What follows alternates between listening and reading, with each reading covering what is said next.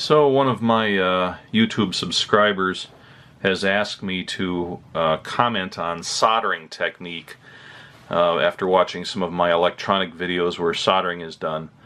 And I've actually been a little bit critical of some other videos out there that purport to show how to do soldering, and I wouldn't criticize if they were reasonable, but some of them show really atrocious technique and just show all sorts of things being done in ways that make the soldering much worse than it should be. So I just thought I would put this video up, mostly at the request of that one subscriber, and hopefully useful to others. Unfortunately, I don't have a lot of stuff in my lab right now that I can solder along the lines of circuit boards. I don't have any projects in flux that would need to be soldered. I do have this Mackenzie Labs counter that has a few unsoldered holes on it, and I thought, well, maybe I can use that to demonstrate a little bit. So I'm just going to take a resistor lead here and stick it up through. So I've stuck a 1/4 watt resistor through these holes, which are not intended for a resistor, by the way, but it should demonstrate basic soldering technique. Now, important thing is using the right kind of solder, and unless you're in an industrial situation where your wave soldering boards are doing production work, in which case you want to comply with the so-called RoHS rules, which is RoHS, and that basically is just I don't know if it's actually legislation or whatever, but it's certainly a convention that manufacturers are trying to get away from using lead-based solders in electronics, because so much of it ends up in landfills and so on, and lead is a toxic metal in quantity. It's not a real problem in small quantities. For normal hobby work and home electronics work and small-scale industrial stuff, good old 60-40 solder is still probably the kind that you normally want to use. And this is, I don't know what it says. It says Flux 44, but it's Kester, one of the leading makes of solder. And this is, I think, basically a 60-40 type. There it is, 60-40. So it's an alloy of tin and lead, and it's an ideal formulation for most electronics work. And the other thing you want to do is not have your solder be really thick. And this is a 0.031 inch diameter, which is a good diameter for electronics work. And you also want a decent soldering iron.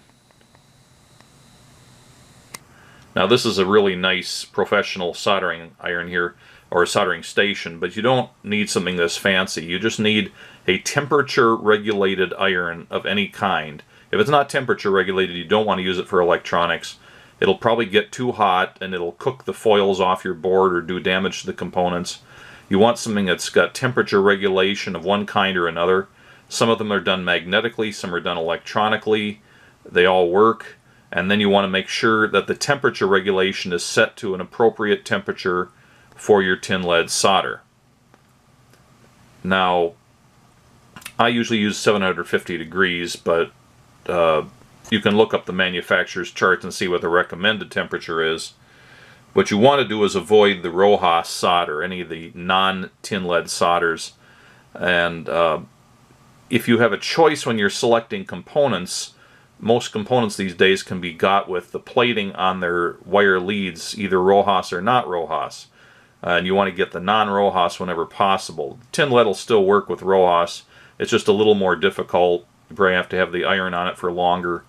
But still, you just need a decent temperature regulated iron, and you need something with an appropriately small tip. So this is decent size for larger work, but it's still small enough to get at small pads on circuit boards. The next critical thing to do is always have some means to wipe the iron. You want to leave some soldered on the tip of the iron at all times. It protects it from oxidation. And then you want to wipe it off immediately before making a solder joint, and each time before you make a solder joint, ideally, unless you're making 2 or 3 right after each other, like soldering the pins of an IC. And the more common way to do it now is with these, I don't know if it's brass or what kind of metal it is, but sort of a bundle of, looks like metal shavings. This way is done without water or a sponge, and it just scrapes the old solder off the tip and leaves with a nice shiny layer of solder, which you quickly want to cover with more solder if you're just going to put it back in the holder. But if you're going to use it right away, that works pretty well. If you have the kind with a sponge, you have a little sponge that you wipe the iron on, and you don't want to get it sopping wet. You just want to get it, like you get it soaked and then you wring it out real good. That's the amount of moisture you want to be on there. And you don't dig it around in there. That's just going to cool the tip off, and then it'll be too cool to make the solder joint properly, and the solder iron will have to stay on the joint for longer to wait for the iron to heat up. In the meantime, it's doing damage to the circuit board foils, it's doing damage to the components. So all you want to do is just a quick wipe, which wipes off the excess solder, and it creates a little puffs of steam right at the layer immediately touching the tip, and that helps clean it. So if it's, imagine this is a wet sponge, it's just like a couple little wipes like that is all you want to do. If you see anybody digging around in there with their iron, that is terrible technique. So whichever way you do it, you want to get your quick wipe. And the other trick is to always make sure that you have good contact between the tip of the iron, the component lead, and the circuit board foil. So I usually come in at kind of an angle like this and hold it against the pad and against the lead for about a second or two, and then, let's see, I can't see what I'm doing here. I touch the, I was compromised there because I was looking in the viewfinder, the camera, instead of the actual work. But I just tapped it with the iron to get the solder flowing, and then I move the solder down so it flows into the joint. You don't want to melt a big blob of solder on the tip and then try to get it to go onto the joint. That will never work well. You want the majority of the solder on the solder joint to come from actually melting into the joint. Both the lead and the pad have to be hot enough to melt solder for this to work well. So you're first holding the iron against the joint to heat the pad and the wire. You get it started by brief tapping it, and then just flow a little bit onto the hole. There's very little solder there, but it's a good solder joint. I can put a little bit more on there if I have any doubts. I can melt just a little bit more on. But that's all it needs. Now if I go around to the other side of the board, I've got this hastily stuffed in resistor here, which you can see the solder has flowed through the plated through hole to the other side, but there isn't a lot there. It's just barely made it through the hole. Now that's a practiced amount of solder I applied. I knew about how much solder I had to put in there to get that result. If it's a plated through hole, you're not that worried if you don't actually see it flowing through to the other side. And if you ever have a hole that's not plated through, or if you're repairing a board, maybe you removed a component and you're worried that you might have damaged the plating through the hole, you can solder both sides. So you can always come back on the front side, heat it up a little bit there, melt just a tad more solder in on the top. Make sure you've got good connection from one side of the board to the other. And then of course you always want to use a good quality snipper. I use 2 different kinds. I use a good brand like Klein tools. This one's pretty old, but they still make these. It's a small tool designed for electronics work. You can get in close. However, it is not a flush cutoff. There is still a bevel on there, which means you can never get as close to the actual circuit board foil as you might like. Still, that's good for almost all work, but there are fairly inexpensive cutters like this. This is the CHP 170. It's from CHP. I don't know what that stands for, but these are readily available on Amazon and from any place that sells electronics, really. And it's totally flat on the back. So you can do as flush a cutoff as is humanly possible using this. Now, I also see videos of people cutting off the leads by just snipping them, and the leads go flying off everywhere. They're all over the room. And more significantly, they could end up in your eye. And this has happened. It's not an idle concern. So when you're working on electronics and you're cutting off the leads, it's always an excellent idea to put a finger over the lead. And I usually just hold the tool like this, so it's between my thumb and my 3 fingers, and I've got my index finger free. So I come down there, I put my fingertip, let me see if I can get this in the video. I put my fingertip over the lead, I snip it, and I end up like this. Just held easily between fingertip and cutter, and then I can go over to my trash can and let it loose. Come back and click another lead. And you can get practice to that and do that very quickly. So this is an excellent cutter. I have a few of these, and I also have a few of these. They're well worth the money if you want to do that kind of work. So while I'm on this, I'm going to talk about how to solder a couple wires together. Not all soldering joints are done with a wire lead sticking through a hole on a circuit board. Sometimes you have to solder wires to each other or to things. So I've got a little ground lug here stuck into my pan of ice. And another thing is, you always want a decent wire stripper to use with these. I see people cutting the wires with a diagonal cutter, you know, grabbing them like this, squeezing and pulling. That is a terrible way of doing it. Yeah, you can get some insulation off. You can also damage the wiring very easily. And it's not acceptable in any kind of serious soldering, and it really shouldn't be acceptable for your hobby soldering either. For very little money you can get a tool such as this. I actually picked this up at the local Home Depot, but any electronics place or a hardware store would sell this or something comparable to it. And these have a bunch of notches for the different sizes of wire. And I think this is number 22 wire here, so I'm going to put it in the number 22 hole. Actually, this doesn't have a 22 hole. This is really for larger wire, so it's not the best demonstration. I'm going to use the number 18 just to illustrate how the tool works. There we go.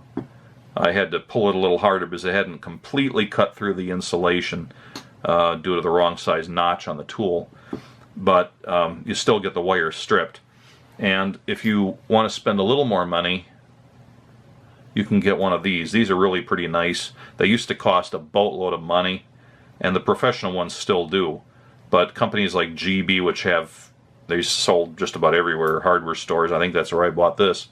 These are these mechanical marvels that when you squeeze the handle, first it comes down and it cuts the insulation. Then on the back side, a jaw closes down on the wire, and only after those two motions have been done does it pull apart to strip the insulation off the wire. And then when you release it, it all snaps open and releases the wire.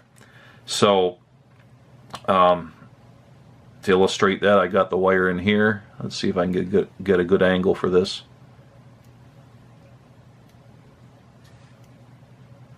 So it's in there. I just squeeze and it's stripped. Pretty as you please, no damage to the wire. This is the way you really should do it. Now the next thing is, if you're dealing with stranded wire, you always want to give it a little twist. You twist and pull outwards at the same time so the wires don't get bunched up.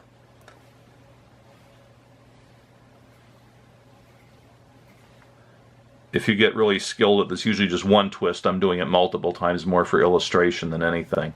My personal recommendation is to always tin the wire before you solder it to a lug on a socket or whatever. So I usually just hold the wire between 2 fingers of my left hand, and then with my thumb and index finger I'm holding the solder, and I can, by closing my hand together, I can bring them together.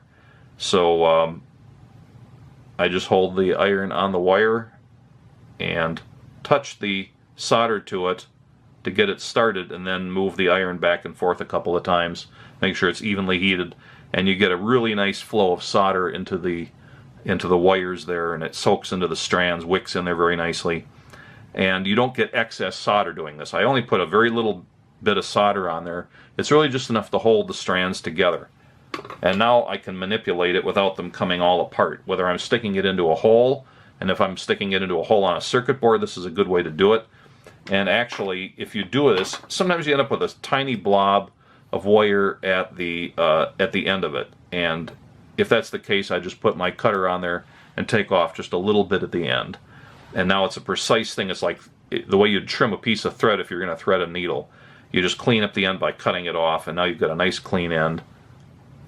Get back in the camera. Now you've got a nice clean end here. The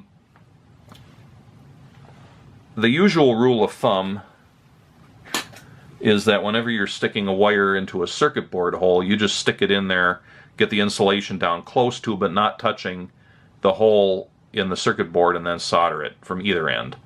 If you solder it from the end opposite the insulation, you're less likely to melt the insulation, but sometimes you can't do that depending on the situation. If you're mounting it into a solder tab on a switch or a potentiometer, or a jack or whatever, or a lug like this is not a circuit board hole. For these, you generally want to have some more mechanical strength to it than just sticking it through and having the solder hold it. The classical method is to use your needle nose pliers to bend a loop in the wire, stick it in there, and then squeeze it shut, all the while having the insulation back a little bit from the joint. Now, it doesn't have to be rigid. You can still flop it around like this. And if you're going to do this type of thing and you have multiple wires going in there, you want to put all of your wires in there before you solder it. It's practically impossible to do it, to stick a new wire in after you've already soldered it. So the same technique is used, except it's going to take a little longer with the iron, just because you have to heat it up. So again, what do I want to do? I want to keep the iron touching both things to be soldered.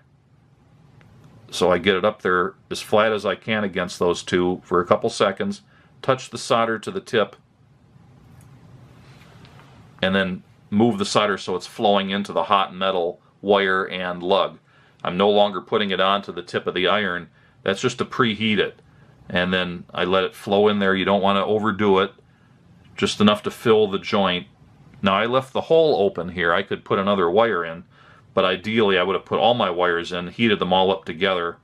And in that case, you can actually get away with holding, sometimes I'll stick the iron like right in the middle of the hole, and then that evenly heats everything, the hole itself as well as all the wires that are coming into the hole, and then stick that on. Different ways, but again, the objective is to try to heat everything up before you apply the solder, then apply the solder, and let it flow all in there. So one more thing I can demonstrate here is how to solder one wire to another. So I've got two pieces of wire I want to solder together. This is not normally done, but sometimes you find you have to do it. It's always best to put a lug of some sort in between and solder them to the lug, but if you're repairing a wire, for example, you may not have this option. Oh, come on, camera, focus for me. Thank you. It's going to have problems focusing here because it's focusing on a small item out in space. So here, I'm heating up the wire. I touch the solder to the tip and flow a little bit in and then move it back and forth and get it wetted that way. Then I use my old technique of holding the wire between two fingers of one hand, solder between thumb and forefinger, and doing the same thing here. Oops, I slipped.